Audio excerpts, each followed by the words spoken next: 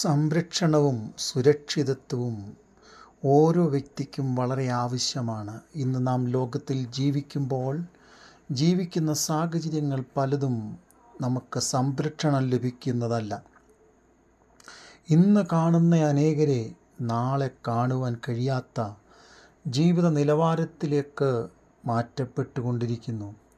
എന്നാൽ യെശയ്യാപ്രവചനം 52 അധ്യായം അതിൻ്റെ 12 വാക്യം, യഹോവ നിങ്ങൾക്ക് മുൻപായി നടക്കും, ഇസ്രായേലിൻ്റെ ദൈവം നിങ്ങളുടെ പിൻപടയായിരിക്കും.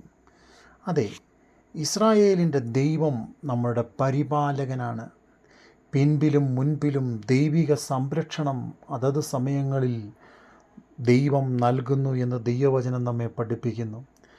ചെങ്കടലിൻ്റെ മുൻപിലേക്ക് അടിമത്തത്തിൽ നിന്ന് പോയിക്കൊണ്ടിരിക്കുന്ന ജനതയെ വല്ലാതെ തോൽപ്പിച്ച് കളയുവാൻ ഫറവോനും സൈന്യവും വ്യത്യസ്ത സാഹചര്യങ്ങളുമായി അവർക്ക് നേരെ കടന്നു വരുമ്പോൾ ദൈവം അവർക്കൊരുക്കിയ സംരക്ഷണം, ദൈവം അവർക്ക് നൽകിക്കൊടുത്ത പരിപാലനം മാനുഷിക വാക്കുകൾക്ക് വർണ്ണിക്കാവുന്നതിനേക്കാൾ അതീതമാണ്.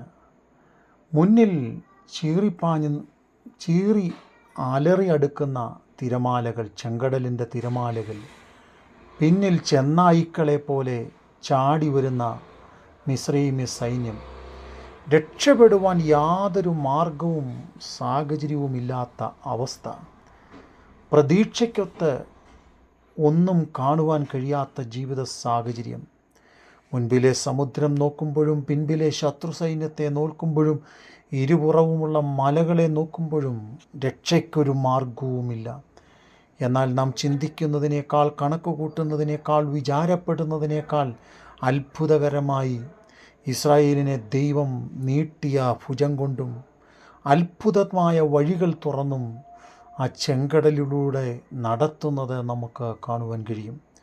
അതെ, ഇന്ന് ജീവിതത്തിൻ്റെ വ്യത്യസ്ത സാഹചര്യങ്ങളിൽ സമ്മർദ്ദങ്ങളിലൂടെ നാം കടക്കുമ്പോൾ നമ്മളെയും ഇതുപോലെ പരിപാലിക്കുവാൻ, നടത്തുവാൻ, സഹായിക്കുവാൻ ദൈവം അത്ഭുതമുള്ള ദൈവമാണ്. 121 സങ്കീർത്തനം നാം പഠിക്കുമ്പോൾ അവിടെ നമുക്ക് കാണുവാൻ കഴിയുന്നത്, ഞാൻ എൻ്റെ കണ്ണ് പർവ്വതങ്ങളിലേക്ക് ഉയർത്തുന്നു, എനിക്ക് സഹായം എവിടെ നിന്ന് വരും? എൻ്റെ സഹായം ആകാശവും ഭൂമിയും ഉണ്ടാക്കിയ യഹോവയിങ്കിൽ നിന്ന് വരുന്നു. അതെ, 121 സങ്കീർത്തനത്തിൻ്റെ 5 മുതൽ 8 വരെയുള്ള വാക്യം വായിക്കുമ്പോൾ, യഹോവ നിൻ്റെ പരിപാലകൻ, യഹോവ നിൻ്റെ വലത്ത് ഭാഗത്ത് നിനക്ക് തണൽ, പകൽ സൂര്യനെങ്കിലും രാത്രി ചന്ദ്രനെങ്കിലും നിന്നെ ബാധിക്കുകയില്ല. യഹോവ ഒരു ദോഷവും തട്ടാതെ വണ്ണം നിന്നെ പരിപാലിക്കും, അവൻ നിൻ്റെ പ്രാണനെ പരിപാലിക്കും. അതെ, ദൈവം നമ്മുടെ സങ്കേതവും ബലവുമാണ്. കഷ്ടങ്ങളിൽ അവൻ ഏറ്റവും അടുത്ത തുണയാണ്. അതുകൊണ്ട് പർവ്വതങ്ങൾ മാറിപ്പോയാലും കുന്നുകൾ നീങ്ങിപ്പോയാലും തൻ്റെ ദയ നമ്മെ വിട്ട് മാറുകയില്ല. അതെ, കാത്തു സൂക്ഷിച്ച് അത്ഭുതകരമായി നമ്മെ പരിപാലിക്കുന്ന ഒരു സർവശക്തനാകുന്ന ദൈവമുണ്ടെന്നുള്ള തിരിച്ചറിവോടെ നമുക്ക് നമ്മുടെ ജീവിതയാത്ര വിശ്വാസത്തോടെ നയിക്കാം. ദൈവം നമ്മെ ഏവരെയും സഹായിക്കട്ടെ.